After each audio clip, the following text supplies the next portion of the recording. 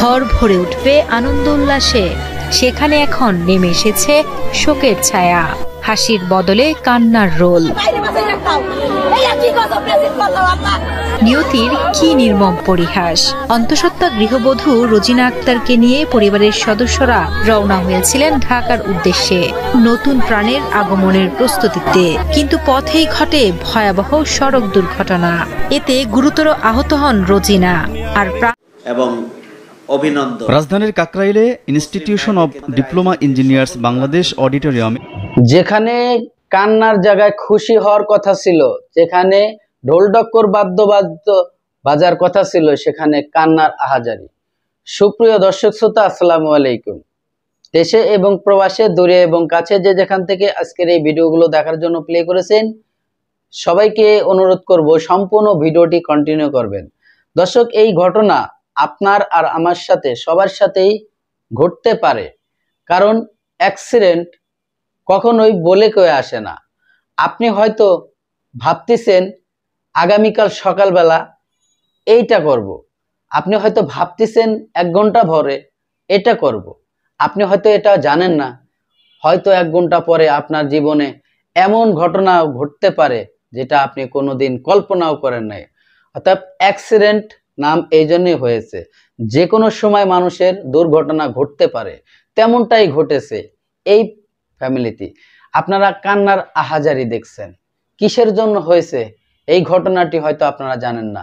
আর এই জন্যই বলছি শুরুর থেকে যে আজকের এই ভিডিওটি কন্টিনিউ করেন, কারণ বিশেষ কিছু তথ্য আজকের এই ভিডিওতে আপনারা জানতে পারবেন এবং প্রত্যেকটা ফ্যামিলিতে এই ধরনের সতর্কবার্তা হয়ে থাকবে এবং আমাদের নিজেদের সচেতনতা অবলম্বন করতে হবে। কি হয়েছিল এই একটা ফ্যামিলির সাথে? দর্শক শ্রোতা, ছেলের বউর বাচ্চা হবে এবং গ্রামের হসপিটালে সেটা করাবে না, তারা ঢাকা এনে ভালো হসপিটালে তাদের নাতি নাতকার যাতে সুস্থ হয়ে বাড়ি ফেরে, তাই ঢাকার উদ্দেশ্যে আসছিলেন অ্যাম্বুলেন্সে। এক অ্যাম্বুলেন্সে 5 জন সদস্য ছিল একই ফ্যামিলির। ভাগ্যর কি নির্মম পরিহাস। ঠিকই বাচ্চা নিয়ে তারা বাড়ি যাচ্ছিল, কিন্তু ফ্যামিলির একে একে 4 জন দুনিয়ার থেকে চলে গেল। আপনারা হয়তো বুঝতে পারছেন, আমি হয়তো ভাঙ্গে আপনাদেরকে বলতেছি না, ঘটনাটি খুবই দুঃখজনক এবং মর্মান্বিত হতো। আপনারা হয়তোবা অনেক গণমাধ্যমে এই ঘটনাটি দেখেছেন। অবশ্যই আপনি যদি ভালো কিছু জানেন কমেন্টে জানাই যাবেন আরও কি হয়েছিল। তবে আমরা যতটুকু জানতে পেরেছি এই ঘটনাই ঘটেছিল। একই ফ্যামিলির 4 জন নিহত, দুনিয়ার থেকে চিরদিনের মতো বিদায় হয়ে গেল। তারা কি জানতো যে এই ছোট্ট বাচ্চাকে ঢাকার থেকে আসার সময় একটি গোল্ডেন লাইন গাড়িতে একদম দুনিয়ার থেকে বিদায় করে দিল?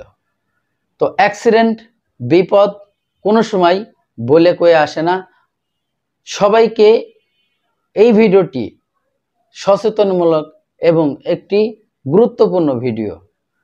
আমরা যখনই দূরের কোনো রাস্তায় যাব, অবশ্যই আল্লাহ রাসূলের নাম নিয়ে সৃষ্টিকর্তাকে স্মরণ করে তখন বাড়ির থেকে বের হব, কারণ এই ধরনের ঘটনা যে কারোর সাথে হতে পারে। আমরা বিভিন্ন গণমাধ্যমে দেখতেছি, আপনি হয়তো ভাবছেন যে এটা তো টিভিতে দেখতেছি, একটা ভিডিওতে দেখতেছি। এই ঘটনা, এই রকমের দুর্ঘটনা আপনার সাথে হতে পারে, আমার সাথে হতে পারে, হয়তোবা সে সময় কিছুই করার থাকবে না।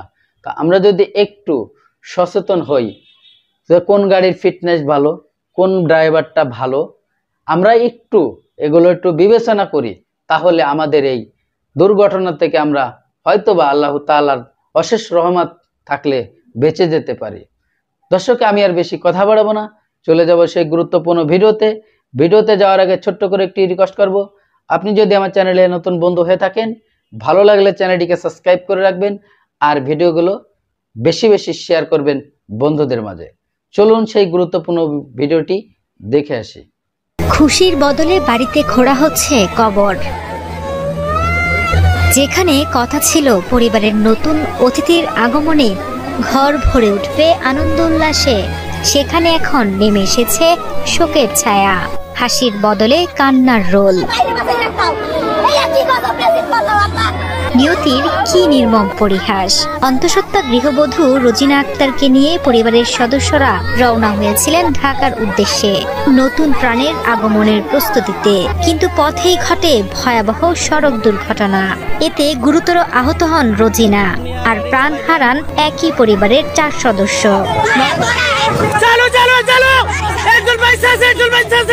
মর্মান্তিক এই ঘটনায় শোকে মাতম মাদারীপুরের মিঠাপুরের পুরো গ্রাম।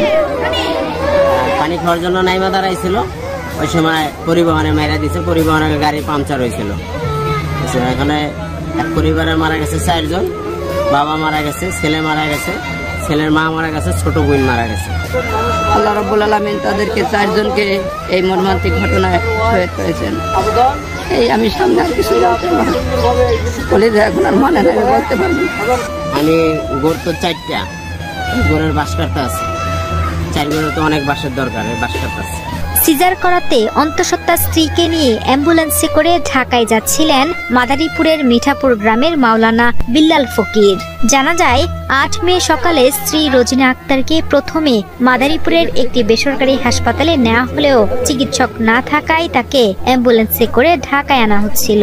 মুন্সিগঞ্জের নিমতলায় ঢাকা ভাঙ্গা এক্সপ্রেসওয়েতে অ্যাম্বুলেন্সটির চাকা ফেটে গেলে থামিয়ে চাকা বদলানোর সময় পেছন থেকে কুষ্টিয়াগামী গোল্ডেন লাইন পরিবহনের একটি বাস চাপা দেয়। এতে ঘটনাস্থলেই মারা যান বিল্লাল, তার বাবা সামাদ ফকির, মা শাহেদা বেগম, ছোট বোন আফসানা আক্তার এবং অ্যাম্বুলেন্সের চালক মাহবুব সর্দার। গুরুতর আহত হলেও ভাগ্যক্রমে বেঁচে যান অন্তঃসত্ত্বা রোজিনা আক্তার। তার পরিবারের 4 জন সদস্য গোল্ডেন লাইন ঘাতক বাস মর্মান্তিকভাবে অ্যাক্সিডেন্ট করে তাদেরকে নিহত করা হয়েছে। আমরা এলাকাবাসী সুস্থ বিচার চাই, তার পরিবারের জন্য ক্ষতিপূরণ পায়। এদিকে প্রিয়জনদের হারিয়ে পাগল প্রায় পরিবারের অন্য সদস্যরা। এই ঘটনায় অভিযুক্ত চালকের দৃষ্টান্তমূলক শাস্তির দাবি জানিয়েছেন স্বজন ও এলাকাবাসী। পাশাপাশি সরকারের কাছে নিহতদের পরিবারের পাশে থাকার অনুরোধ করেন তারা। আরে খুশি রে 3 মাইয়ার ঘর বলা হইবে রে, কত খুশি না হইছে রে। আমাদের দাবি হলো সরকারের কাছে, সড়ক পরিবহনের দায়িত্বপ্রাপ্ত মন্ত্রী যে আছেন তাদের কাছে, যে একই পরিবারের 4টা লোক অকালে ঝরে গেল, তাদেরকে শহীদ করে ফেললো। এই অসহায় পরিবারের ছোট্ট ছোট্ট কয়েকটা মেয়ে আছে। আমাদের দাবি হলো আমরা ক্ষতিপূরণ দাবি করি এবং সুস্থ তদন্তের মাধ্যমে তাদের বিচার দাবি করি। এদিকে দুর্ঘটনার পর গুরুতর আহত অন্তঃসত্ত্বা গৃহবধূ রোজিনা আক্তারকে ভর্তি করা হয় রাজধানীর পান্থপথের একটি বেসরকারি হাসপাতালে। সেখানে সিজারের মাধ্যমে জন্ম নেয় একটি পুত্র সন্তান। এছাড়া নিহত মাওলানা বিল্লাল ফকিরের রয়েছে মাদ্রাসা পড়ুয়া আরো 3 কন্যা সন্তান।